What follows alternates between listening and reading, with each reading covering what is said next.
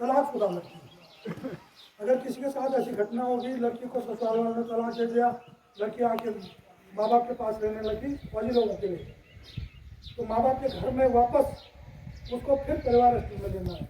अगर तो तलाक दे दिया तो वापस पिताजी के परिवार स्थिति में आएगी और भागवत उसका हुआ होना चाहिए।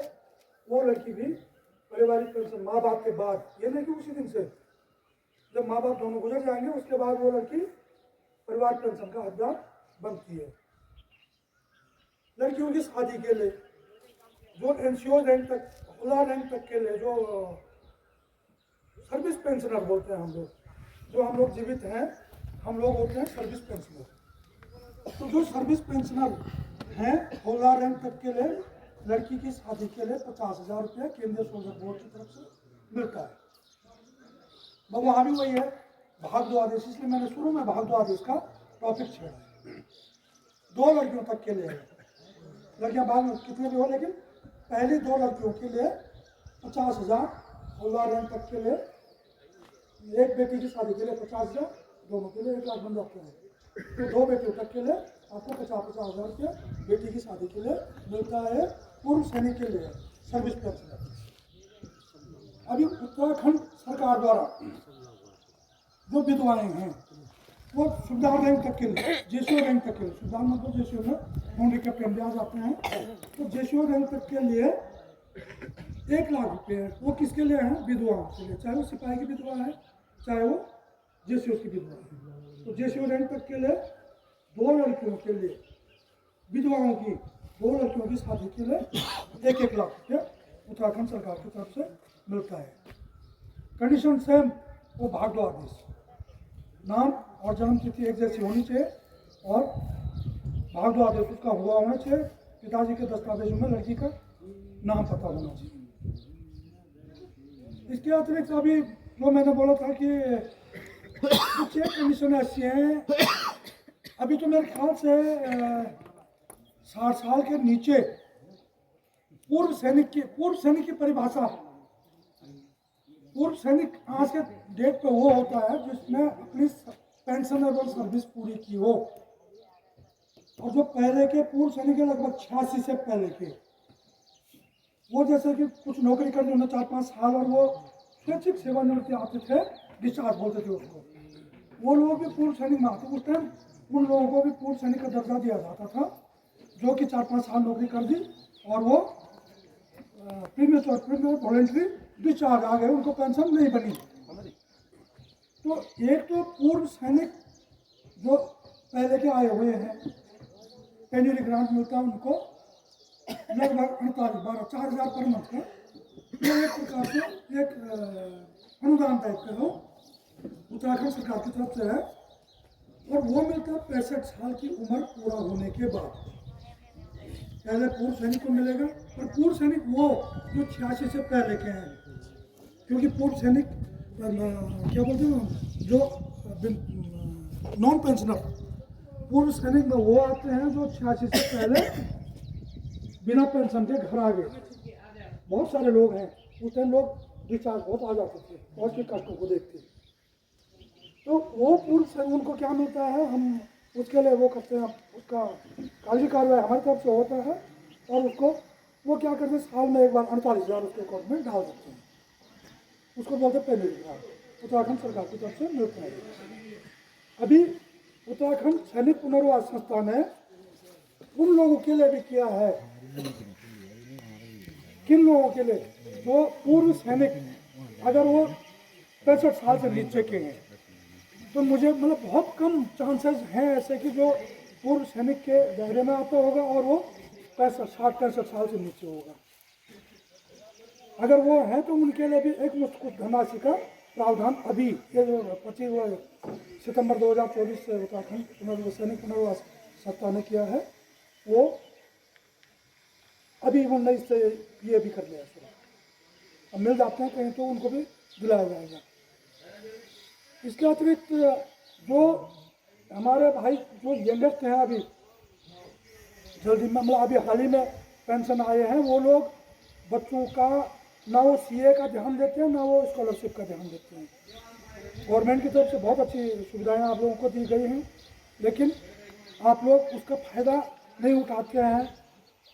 मेरे मेरे ख्याल से अभी मैं अगर अपने मोबाइल में नंबर सेव करता तो उसमें सिम में जो वो नहीं है तो वो डिवाइस में करना पड़ता है। इतने लोगों के मेरे पास नंबर सेव हैं, इतने लोगों के पास मेरे नंबर हैं। लोग हर एक आदमी फ़ोन कर करके पूछते हैं कि भाई क्या है क्या नहीं है।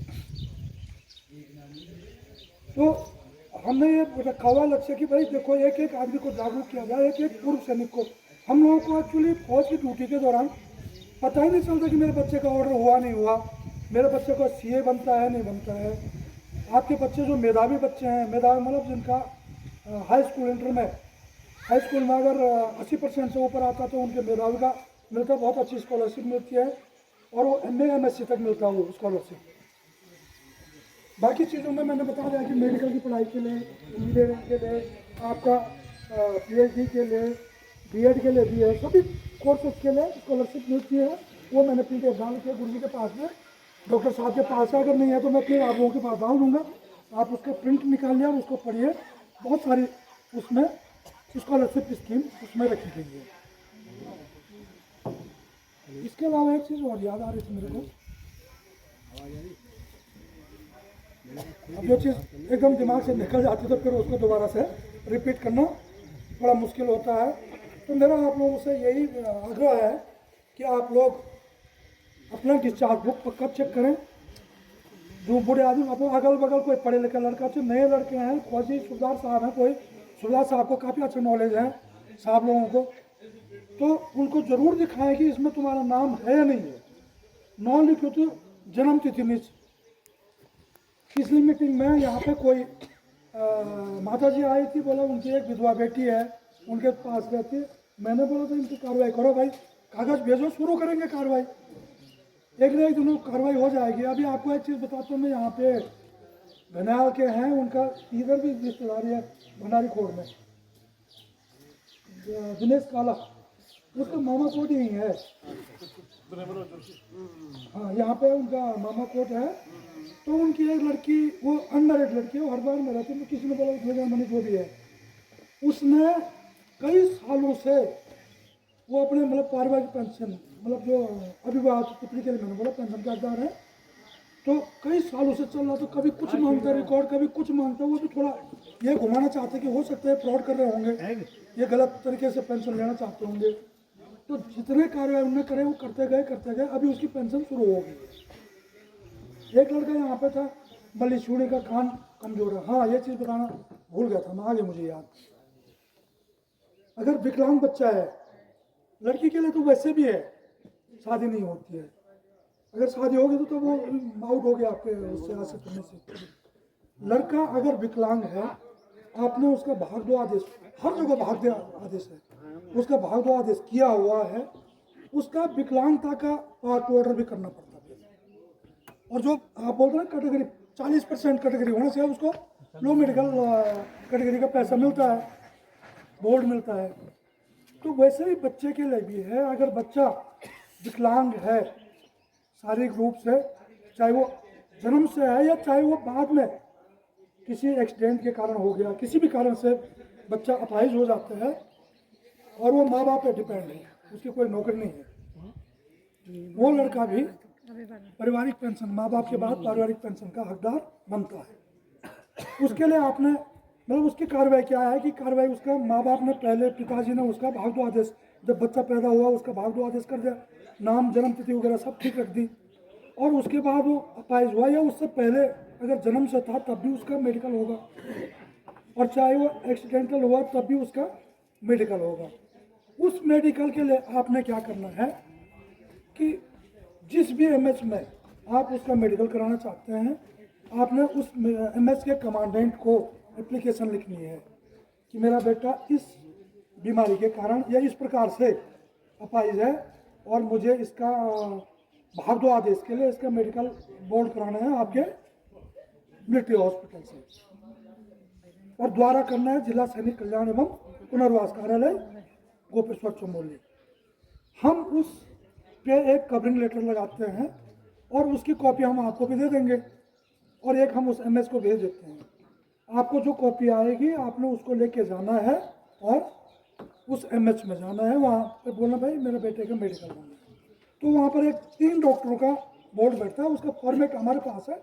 जिसके पास भी, अगर जिसको भी ऐसी नौबत आ जाती किसी को, उसका फॉर्मेट हमारे पास है उस मेडिकल का, और उस प्रकार से उसमें डॉक्टरों का नाम भी लिखा हुआ होना चाहिए, उनका स्टैंप लगी हुई होनी चाहिए, और 2 स्पेशलिस्ट और तीसरा उसमें कौन हो जाता है,